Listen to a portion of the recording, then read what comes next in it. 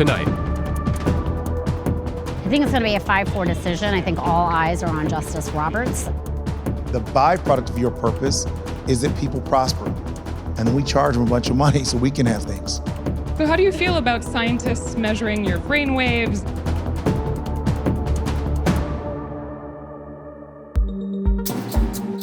Eight years after Egyptians revolted against a president who ruled for 3 decades, they're empowering another to extend his stay in office.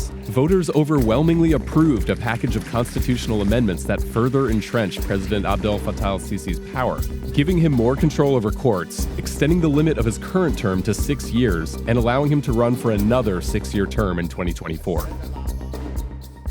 4 days after riots over police raids in Northern Ireland led to the fatal shooting of bystander journalist Lyra McKee, a group calling itself the New IRA has admitted responsibility.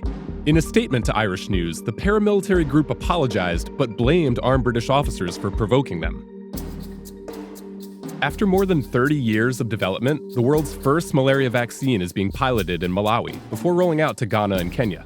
The vaccine isn't perfect. Clinical trials have found it protects around 40% of those who receive it, but that's enough to make a difference when it comes to a disease that kills 435,000 people a year. When the Trump administration designated Iran's Revolutionary Guard a foreign terrorist organization, Iran's response was to label American troops in the Middle East as terrorists. So when the US said it would end exemptions to sanctions for any countries still buying Iranian oil, Iran's lawmakers turned to an old favorite, passing a bill labeling all American troops as terrorists.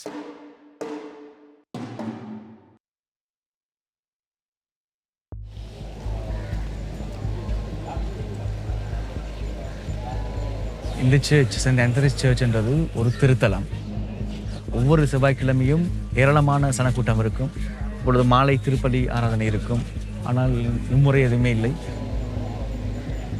WMJ Aman regularly comes to pray at St. Anthony's on Tuesdays, the day Catholics believe miracles occurred at Anthony's tomb. அந்தோனியாருக்காக அதிக பக்தர்கள் உலகத்தில் இருக்கின்றார்கள். ஆகிய அந்தோனியார் மீது மிக பக்தியோடு வருகை தந்த பக்தர்களுக்கு இப்படியான ஒரு நிலை, அதுவும் ஒரு ஈஸ்டர் சண்டே அன்று இடம்பெற்றது கவலைக்குரிய ஒரு விடயம். The church was one of 6 targets in coordinated bombings on Easter that killed more than 320 people and wounded more than 500. இதை யார் செய்திருந்தாலும் சட்டத்தின் முன் கண்டிக்கப்பட வேண்டும் என்பதுதான் எங்களுடைய ஆதங்கமாக இருக்கிறது, யாராக இருந்தாலும் சரி. This CCTV footage, broadcast on state media, is said to show a suspected bomber in a backpack, walking into one of the churches. Police have arrested 40 people so far, all Sri Lankans, but are still trying to figure out who was the mastermind. There are few people on the run, somehow on the run, so we've got to apprehend them. ISIS has claimed responsibility and named what it says are individual attackers. Takbir! Takbir! Takbir!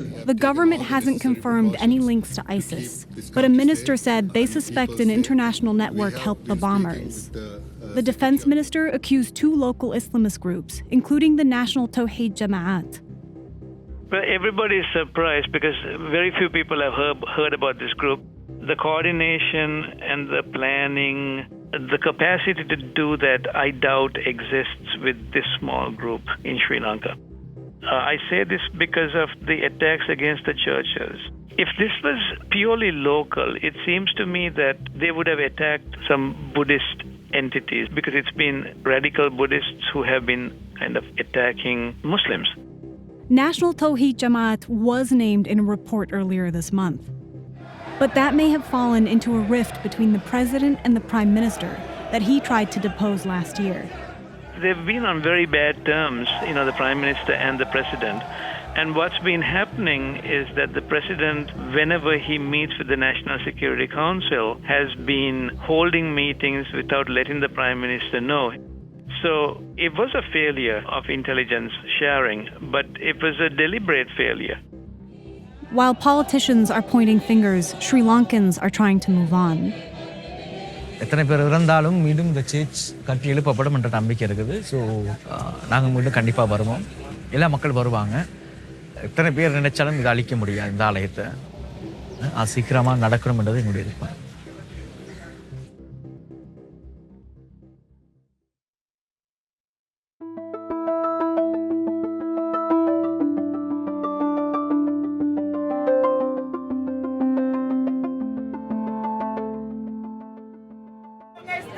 sin estatus, aquí estamos y no nos vamos. Estamos buscando un conteo justo para el 2020, ¿sí? ¡Sí! Another controversial Trump administration policy had its day in the Supreme Court today, adding a citizenship question to the 2020 census. The issue at hand was whether Trump's Commerce Secretary, Wilbur Ross, had the right to add the question, and whether it matters that the question may lead to a massive undercounting of immigrants. Trump has the advantage of having two of his appointees, Justices Neil Gorsuch and Brett Kavanaugh, on the bench. And by the end of the 80-minute arguments, it seemed that they and the other conservatives were ready to side with the administration. The census takes place every 10 years, as required by the Constitution. The results are used to determine how many congressional seats and how many electoral college votes each state gets. They also help determine how almost $900 billion in federal funding gets spent. The 2010 census asked 10 basic questions of every household in America. How many people lived there, how old they were, what their race, ethnicity, and gender were, that sort of thing. It didn't ask whether people were citizens or not. The government did ask a citizenship question in every census between 1890 and 1950.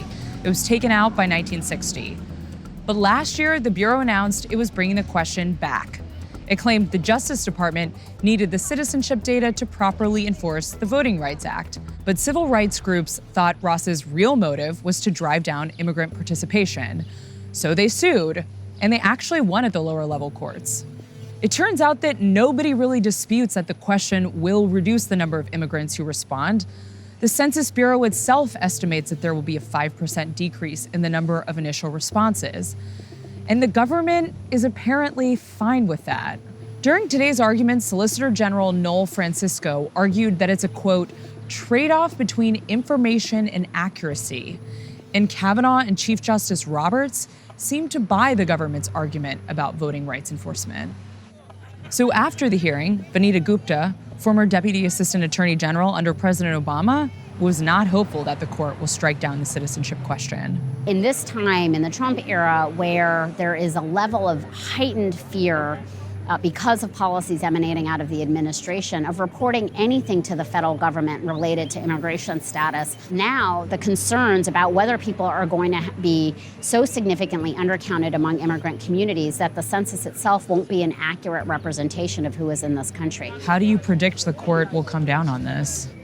I think it's going to be a 5-4 decision. I think all eyes are on Justice Roberts. I think Justice Roberts and Justice Kavanaugh today were the only two justices that asked questions of both sides. There will be a census come 2020, and the question is, will it be accurate and reflect everyone in this country or only a wider demographic, which will have long-term consequences politically and economically? We are sure why this administration don't want to count us.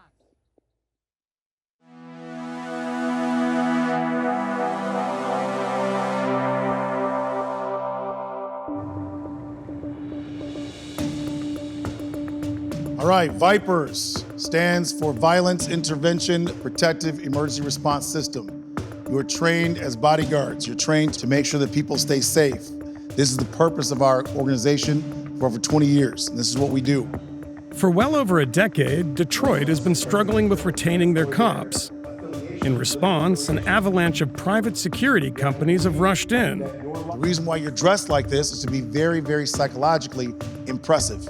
So when they see how you're dressed, they think you're serious, because you are serious. After the city filed for bankruptcy in 2013, budget and pay cuts have pushed cops towards better paying police work outside of the city. Clear! Clear, sir! All right, that was excellent. What you're seeing is the beginning of an entire new industry, which is threat management services. We are literally leading the way in a paradigm shift in safe, public, and corporate protection. My right leg went out, my right hand goes up. 2, 3. This is our tactical training facility. This is called the Grid. This is where we store our vehicles. This is our tactical boat. These are our motorcycles. These motorcycles allow us to get to situations very quickly. This custom boat allows us to get into shallow water. It's also very fun and jumps over waves, and people enjoy riding in it. Dale Brown, an ex-Army paratrooper, began teaching his own brand of self-defense in the early 90s. He started his own security company in 2000. So this is a Detroit fair fight, 4-on-1. Keep your knees bent.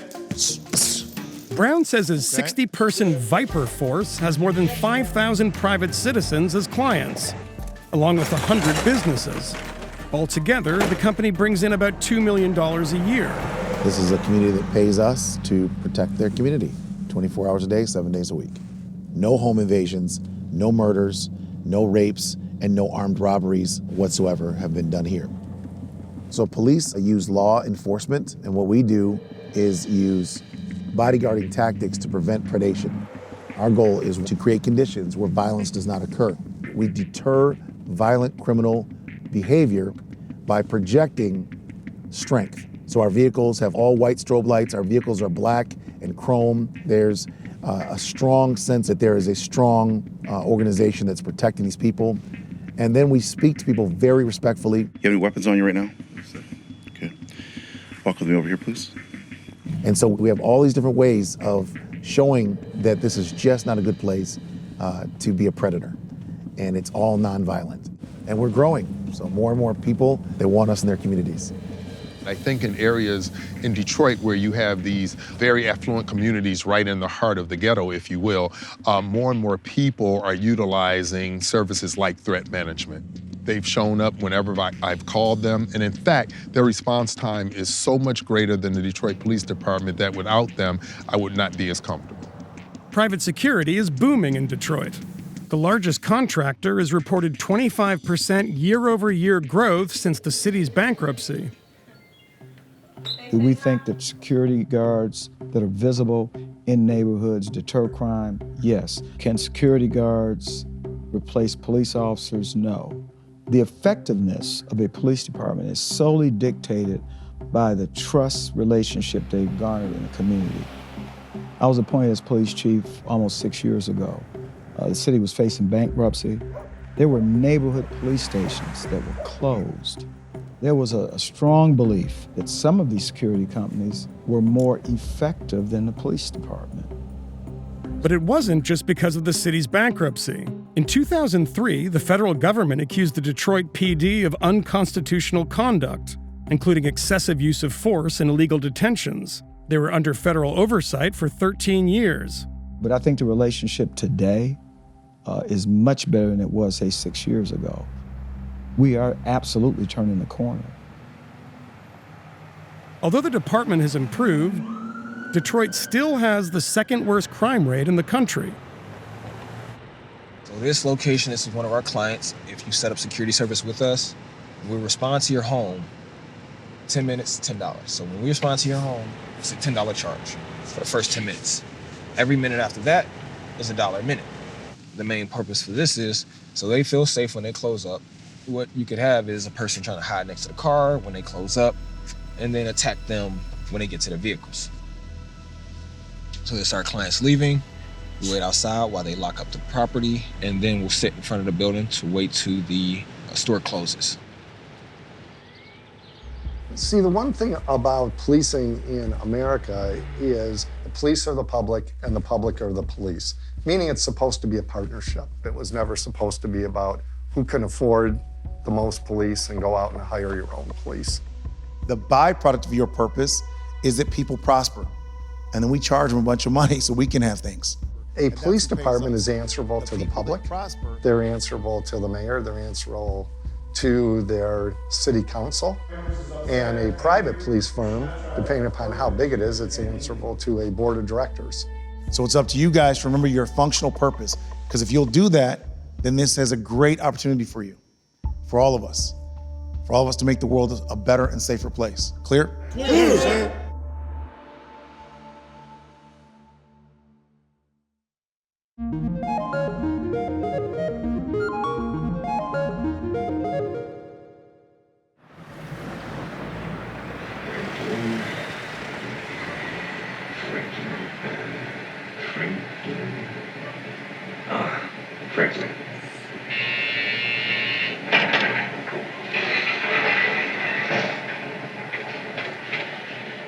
Bist du Paul? Ja. Hier, fang. When the movie starts, we record for an hour and a half continuously. And in the end, we are able to track what people are feeling or what they are reacting to in the movie.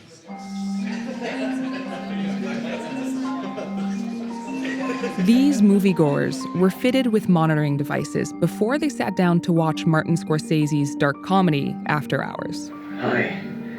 Hi. It's the third of 4 movies researchers are showing the group as they track every reaction. The study is an attempt to measure and understand how the audience experiences scenes in a movie. The research team hopes the public-facing experiment will also introduce people to the little-known field of empirical aesthetics, the science of what art makes us feel. When they enter, they're wired with cables that measure the heartbeat, measure the amount of perspiration they have.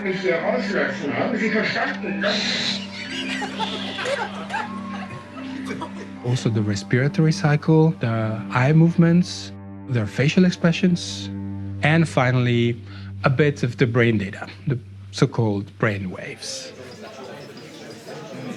Are you interested in science, or is this your first interaction with an experiment like this? I'm studying music, so in general, I'm more interested in creative things. Does it make sense to you that scientists would want to study your emotions when you're watching a movie? Yeah, I think it's interesting to know which reactions you can get from the people and which action brings what kind of reaction. So how do you feel about scientists measuring your brain waves and your perspiration and your heartbeat while you're watching a movie? So how does interesting. That feel? Yeah? Sometimes I can't believe what information they get after a movie. So it doesn't feel invasive?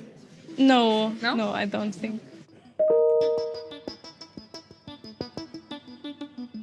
At the beginning, we have a moment where we ask the participants to do something so that we can measure the body reaction and brain reaction without the movie being on screen. So, for example, we ask them to blink, to move their eyes, or to breathe in and breathe out, and they're already starting to move as one before the movie starts. So you have a baseline? Yes. Why are you studying this in a movie theater as opposed to just putting individual people in front of a movie? Nowadays, a lot of people tend to stay at home and watch a movie on a couch. But the real experience of movie watching is in a theater. What do you mean by that? The idea or our hypothesis is that participants will sync. They will synchronize. Their bodily responses will be more similar because they are captured by the magic of the movie. So with this particular study, we decided to explore how filming the same scene in different ways. For this study, the Max Planck researchers organized public lectures with film specialists, talking about previous findings in the field, including a study that shows how the brain reacts differently to the same scene when it's shot in different ways. Eventually, the results of this study, The Brain on Screen, will be available to all. But data showing which shots and scenes get us excited could be a goldmine in the hands of the movie industry. So who are the different companies that are trying to find out how people are reacting to movies? I know for sure Disney is doing that, to study changes in facial expression and even subtle changes in facial expression. If you do determine this is the kind of thing that makes most people sad or that brings us all together, do you ever worry that your results could be used to sort of make everything the same and sort of generic? People will be tired at a certain point if they are presented always with the same kind of recipe for a movie. We hope our results are valid and that they are generalizable, but we will never be able to flat the creativity of writers and directors.